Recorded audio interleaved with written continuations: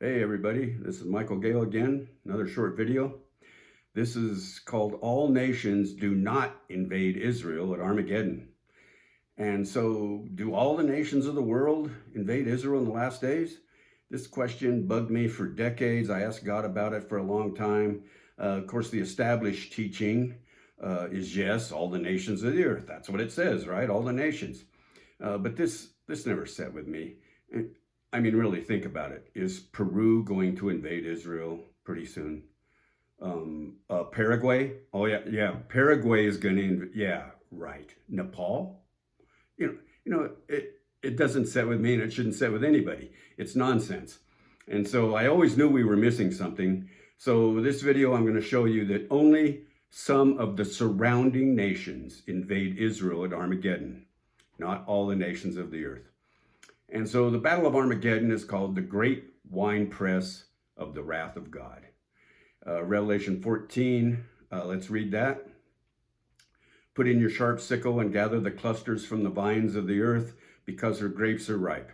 So the angel swung his sickle to the earth and gathered the clusters from the vine of the earth and threw them into the great winepress of the wrath of God. And the winepress was trodden outside the city, and blood came out from the winepress up to the horses' bridles for a distance of 200 stadia. That's not 200 miles. A stadia is 600 feet. That's where the word stadium comes from back in the Greek days. So, or it's about 23 miles. Okay, so the wine press is trodden outside the city. The blood runs for about 23 miles. Here's another verse on the wine press from chapter 19. From his mouth comes a sharp sword, so that with it he may strike down the nations, and he will rule them with a rod of iron, and he treads the wine press of the fierce wrath of God the Almighty. Okay, so now for the only verse in Revelation that mentions Armageddon, Rev 16. For they are spirits of demons performing signs, which go out to the kings of the whole world to gather them together for the war of the great day of God the Almighty. And they gathered them together to the place which in Hebrew is called Armageddon, or Armageddon, the hill city of Megiddo. Now to find out which nations actually do invade Israel. When John speaks of the winepress in Revelation, he's referencing the prophet Joel. The whole context of Joel chapter 3 is the day of the Lord, the day when Messiah returns, destroys his enemies, and establishes the kingdom of heaven on earth, the day we're all looking forward to. So let's read some verses in Joel 3. Beat your plowshares into swords and your pruning hooks into spears. Let the weak say, I'm a mighty man. Hasten and come, all you surrounding nations. And gather yourselves there. Bring down, O Lord, your mighty ones. Let the nations be aroused and come up to the valley of Jehoshaphat. For there I will sit to judge all the surrounding nations. Put in the sickle, for the harvest is ripe. Come tread, for the wine press is full. This is where John's getting the wine press in Revelation. It's from Joel chapter 3. So put in the sickle, for the harvest is ripe. That's exactly what Rev 14 says. The next verse confirms we're talking about the day of the Lord. The vats overflow, for their wickedness is great. Multitudes, multitudes in the valley of decision. For the day of the Lord is near in the valley of decision. The battle in Joel 3 is the winepress of the wrath of God, Armageddon. They're the same thing. Joel tells us exactly what nations invade Israel at Armageddon, all the surrounding nations. So he says, hasten and come, all you surrounding nations. Then again, he says, for there I will judge all the surrounding nations. So why does everyone say it is all the nations of the earth that invade Israel at Armageddon? Well, you have to go to Zechariah for this. So he talks about the Battle of Armageddon also. So Zechariah 12:3. It will come about in that day that I will make Jerusalem a heavy stone for all the peoples, and all who lift it will be severely injured. And all the nations of the earth will be gathered against it. So Zechariah says all the nations of the earth will be gathered at Armageddon. Joel says only the surrounding nations will be gathered at Armageddon. So which one is it? Is one of these guys wrong? Is the Bible wrong? So what's the deal here? And so this term, all the nations of the earth, we have to look at that. In English, the word earth, we pretty much have two definitions. One of them is the dirt that you plant stuff in, And then the other's the planet Earth, sector 001 for you Trekkies. And but the Bible wasn't written in English. So Zechariah is written in Hebrew. So what does the earth mean in Hebrew? That's what we got to find out here. All the nations of the earth. What does that mean in Hebrew? And so the Hebrew word for earth is eretz. It's Strong's there, you can see. It's a noun meaning earth, land, ground, country, or territory. Check that out. Country or territory. So the second two meanings in Hebrew do not occur in English. We only have dirt or the planet, you know. So, but these definitions in Hebrew can mean a territory, a country or a territory, a defined land area, such as we say Eretz Yisrael, the land of Israel. That's in English that would be Earth Israel. You know, that doesn't work in English, but it works perfectly fine in Hebrew. So Joel's already made clear that the nations invading Israel at Armageddon are all the surrounding nations. So when Zechariah says all the nations of the earth, he's referring to all the nations within that territory or that defined area of land. In other words, the nations surrounding Israel, all the surrounding nations, just like Joel says. The Bible's not wrong. Calm down, the Bible's not wrong. Okay, so later in Zechariah 14, the same war is mentioned again. It says, and again, Zechariah says, all the nations. Zechariah 14, behold, the day is coming for the Lord when the spoil taken from you will be divided among you. For I will gather all the nations against Jerusalem to battle. But now drop down a few verses to verse 14.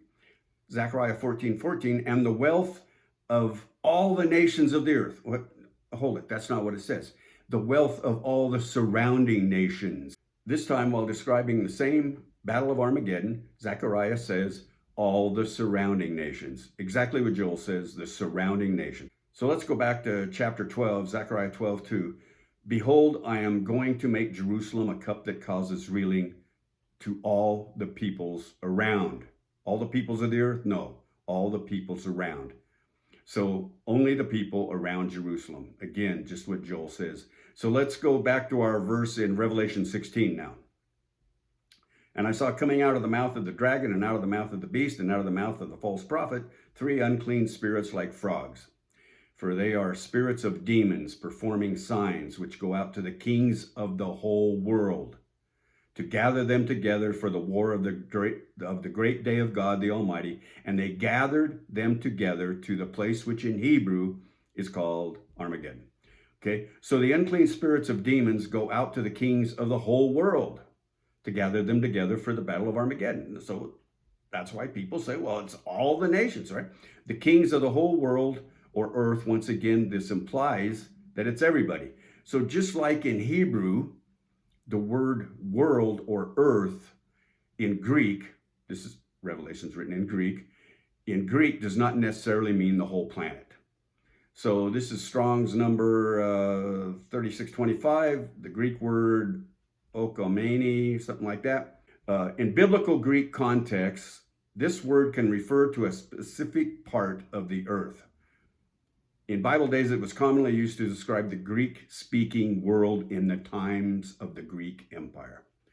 The biblical Greek word, this according to the Greek lexicon, the biblical Greek word world or earth is a flexible term reflecting the historical and cultural scope of the Greek-speaking world in the New Testament era. So this word it's just like in Hebrew, it doesn't necessarily mean the whole planet. It's in the context of the prophecy. And so Walid Shubat, my old buddy, former terrorist, born in Bethlehem, raised in Jericho, came here to kill us. He taught me this many years ago, and I would argue this stuff with him. I was his event manager, and we spent hundreds of hours together driving around. And he would always look at me and say, Samson. He called me Samson. I don't know why. And he would say, you're thinking like a Westerner again. You can't do that. The Bible, Hebrew and Greek, are written in a Middle Eastern context, in a Middle Eastern mindset. So you're looking at, so when you see the word earth, you're thinking, well, the Westerner, that's the whole planet. And he would chew me out. And eventually I started paying attention, and he got through to me. So you can't think like a Westerner, and you can't do English only on this stuff. So, okay, Rev says the kings of the whole world are gathered together at Armageddon. What kings? So let's look at Rev 17.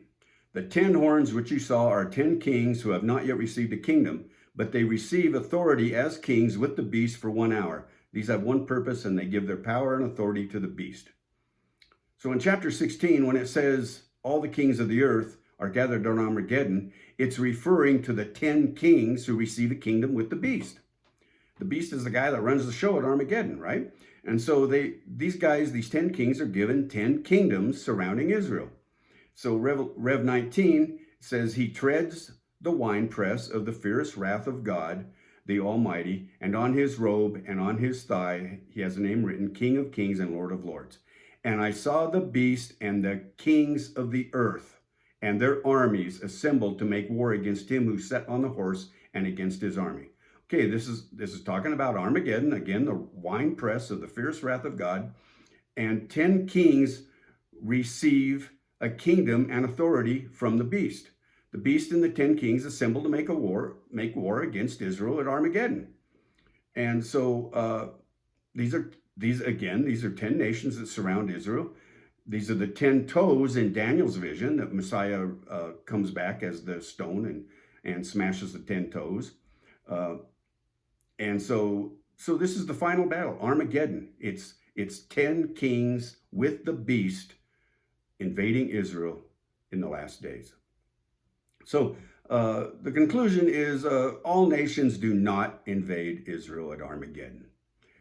Peru, you're cool. You're not going to invade Israel, and Nepal. You guys are cool. Only the surrounding nations invade Israel in the last days.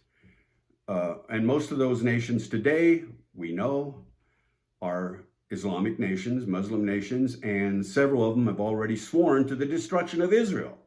So it's not too hard to figure out who the surrounding nations are. Turkey's sworn to the destruction of Israel since Erdogan took over, and we already know about Iran, and then some of the others join in. And so with the beast, these are the 10 toes with the beast. So Jesus comes back and he destroys these 10 kings and their armies and throws the beast into the abyss and establishes the kingdom.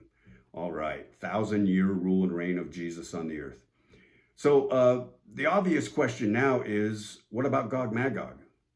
Gog Magog is just the surrounding nations, and Armageddon's just the surrounding nations. Are these two different battles or one battle? All the arguments to say they're two separate battles are based on the fact that in Gog Magog, they're the surrounding nations, but in Armageddon, they're all the nations of the earth. So we've already clarified that. So we'll take care of that in another video. And remember my blog, and for the text version of this, and my 2 books on Amazon, and may we merit to see the coming of Messiah in our day. Shalom.